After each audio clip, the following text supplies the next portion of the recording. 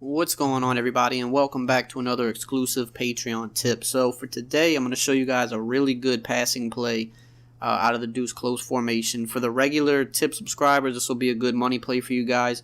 For the $7 tier subscribers, we did the Deuce close mini scheme a couple weeks back, so I definitely would suggest adding this play on into it, the PA stretch shot, because we didn't break that down in the mini scheme, but definitely add it. So what you want to do is block the running back. You want to put A on a flat, and you want to put B on an in route. First thing I want to look at is the post on this play. You definitely want two fast receivers on both outsides in this formation. If you're in Ultimate Team, you want to try to get a playmaker wide receiver at the B spot, just in case in the event you want to playmaker him up. It's not necessary, but in the event that you want to playmaker your check down up the field, it's good to have that ability in that spot. But I want to focus on the post first because we're able to bomb every coverage with this post. The faster your receiver and the more arm strength your quarterback has, the better. Here we're going to show it first against cover 4. And like I said, you have the ability to bomb all coverages with this, which is really good. So you can see here, once it crosses a strong safety, you kind of want to lead it away from them. Here we possession catch it on the sideline. Now, if we were on the left hash mark and had more field to work with, we could get a touchdown out of it. But since we're in the middle of the field, we have to take the sideline catch, which is still a really good gain. Still a 55-yard catch, which is, perfectly fine.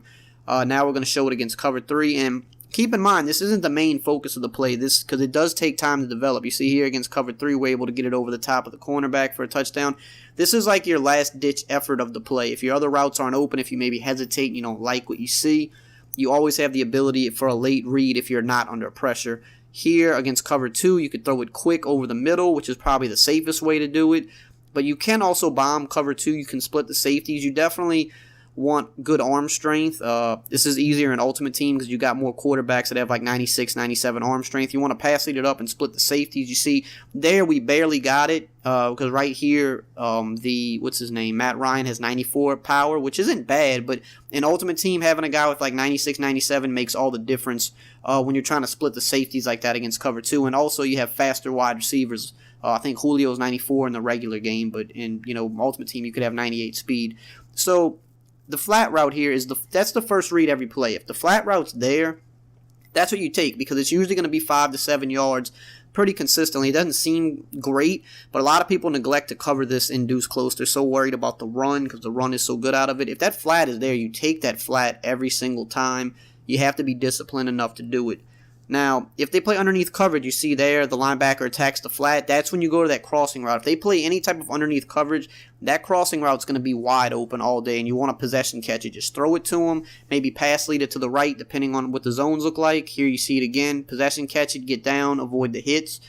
That's what you go to if they play underneath coverage. If that flat isn't open, then more than likely that crossing route is going to be open pretty much every time, unless they're using it. And then in that case, that's when you look to your in route or your deep post as your last ditch effort.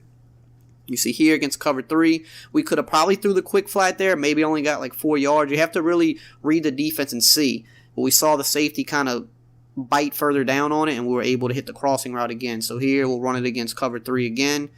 Always the same setup. You see here we could have maybe hit the quick flat, but the safety kind of jump down on it, but instead there we went with our check down over the middle to the in route. If they don't play underneath coverage, the in route and the flat are pretty much always open. If they play underneath, you're going to have the crossing route open. And if they play whatever, the post has always got the ability to get open. Here against cover 2, even against cover 2, even though it's not underneath coverage, you're going to always have a pocket to fit that crossing route, and it's such a hard route to guard. You can still throw the quick flat against cover 2, but the only problem is against 91 zone, sometimes they could clamp down on it and hold it to a minimal gain.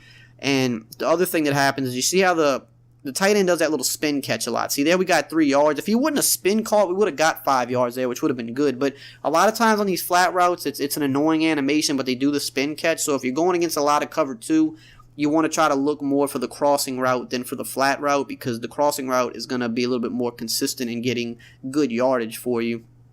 You see here, we check it, I thought I was about to check it down over the middle there, but I actually threw it back to the crossing route once again. You see there's always a pocket to hit that crossing route no matter what against cover 2. It's always there. You just have to be really precise with your timing so that you don't throw it too early and get picked off by a linebacker, or throw it too late and get picked off by the cornerback. Here you see checking it down over the middle to the in route, which is always a good check down. Like I said, if they're not playing underneath coverage, that in route's going to be there. If they play underneath, that's when you want the playmaker ability, because you can playmaker him up the field.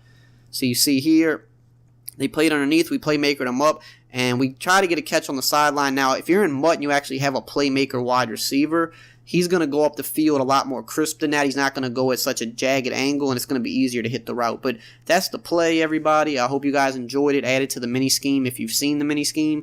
And, yeah, I hope to see you guys on the next one.